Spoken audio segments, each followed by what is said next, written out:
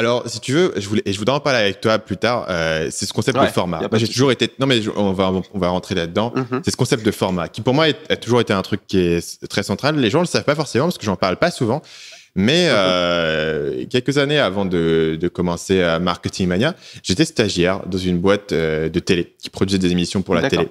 Et en gros, je travaillais dans une équipe dont le job, c'était d'avoir des idées d'émissions de télé-réalité ou de jeux qu'on allait ensuite essayer d'aller pitcher à TF1, M6. Donc, on essayait d'inventer en fait des concepts d'émissions. On essayait d'inventer Koh-Lanta qui veut gagner des millions. Tu vois, le prochain Koh-Lanta. Il faut savoir que dans la télé, en fait, ce concept de format, il est central. Et si tu as une idée de format qui marche, ce que tu fais, c'est que tu vas le vendre dans tous les pays, en fait. Et c'est là où la vraie propriété intellectuelle, c'est dans le format, c'est dans le concept, tu vois. Et donc, j'ai toujours été très marqué par cette idée de format et de concept. Et quand je suis arrivé sur YouTube, je voulais pas faire des vidéos comme tout le monde le fait, où j'allais juste donner des conseils, si tu veux. Je voulais avoir un format. Je voulais avoir un truc qui m'était propre. Et pour avoir passé suffisamment de temps dans le milieu, quand j'ai lancé YouTube, j'avais déjà un podcast qui était établi. Enfin, j'avais déjà un podcast et demi qui était établi. J'avais déjà écrit pas mal d'articles, donc je connaissais un petit peu ce qui fonctionnait pour moi. Et ce qui fonctionnait pour moi, c'était la partie un peu plus profonde, l'analyse, le décryptage. D'où l'idée de Rayon X. Le truc du squelette, c'était une tentative très maladroite de visualiser le truc, tu vois, de le rendre visuel. Il faut dire que je venais du monde du podcast et du coup, tout l'aspect visuel était pas encore là, tu vois, sur le premier. Donc c'est là, mais c'est vraiment pour moi, il y avait cette idée centrale de dire il me faut un format. Et au départ, ce format, je le nommais, donc j'ai appelé ça le Rayon X Marketing, un truc que je depuis abandonné parce que en fait, comme toutes mes vidéos sont sur le même modèle, je me sens plus obligé de le nommer. Mais la manière où toi, tu as nommé ce format-là, le Lifestyle Decoder, qui en soi séparé de la chaîne puisque tu as un nom de la chaîne et tu as un nom sur le format. Et je voulais parler avec toi justement de ce choix-là, de ce choix-là du format, de comment est-ce que tu as développé ce format, ou d'où te vient l'idée de faire le Lifestyle Decoder où tu fais ces analyses-là, parce que on le sait tous les deux, c'est un format de vidéo qui prend du temps, donc d'où te vient l'idée de développer cette idée-là? En fait, déjà, comme toi, en fait, je me suis rendu compte que, en fait, sur YouTube, il y a toutes sortes de contenus. Et au départ, je pensais justement que YouTube n'était pas nécessairement une plateforme faite pour moi, en fait, parce que il y avait beaucoup, comme tu sais, de blagues, de sketchs, etc.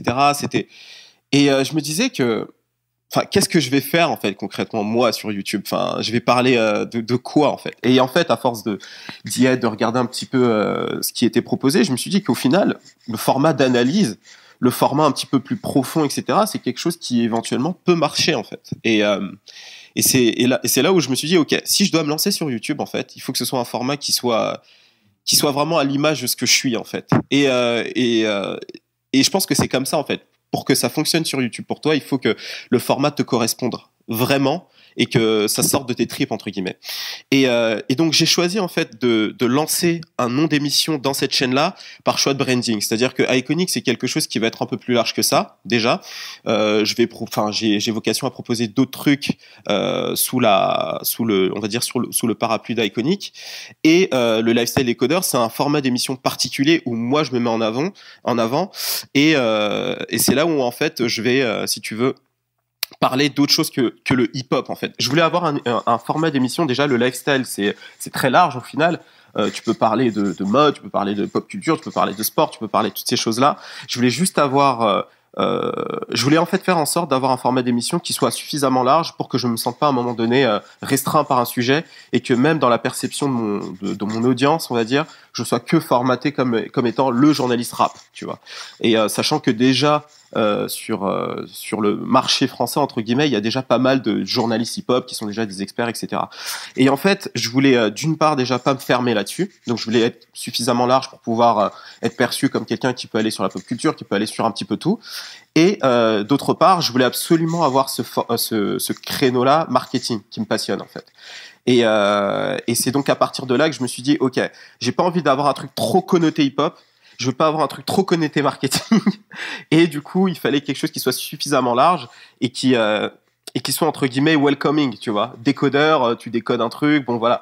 L'idée, c'est que la personne, elle va arriver sur la vidéo, elle a pas nécessairement envie d'entendre parler de marketing, elle se dit ouais non mais de quoi il va parler, et au final elle clique, elle a une analyse marketing, elle a une analyse musicale, et elle se dit au final c'est intéressant ce qu'il fait, et peut-être que peu à peu la personne va comprendre que voilà, je suis quelqu'un qui est vraiment axé sur ces deux lignes là, et donc voilà, donc c'est un petit peu pour ça que j'ai choisi ça, parce qu'aussi sur cette chaîne-là, il y a le Lifestyle Décodeur, mais il y aura aussi d'autres petites émissions qui vont être lancées, et j'ai bien envie de les séparer. C'est-à-dire que le Lifestyle Décodeur, c'est un format qui est long, qui est souvent assez lourd, et d'autre part... Une vidéo, c'est entre 12-15 minutes pour toi sur le Lifestyle Décodeur? Voilà, entre 12-15 minutes, et il y a 2 semaines, je suis même monté jusqu'à 17 minutes, et tu as fait la vidéo de Jake Paul, pour le coup, c'est une vidéo que j'aurais pu faire. Donc, je pense que tu as une idée du temps de travail. C'est très long si tu regardes pas mal de choses.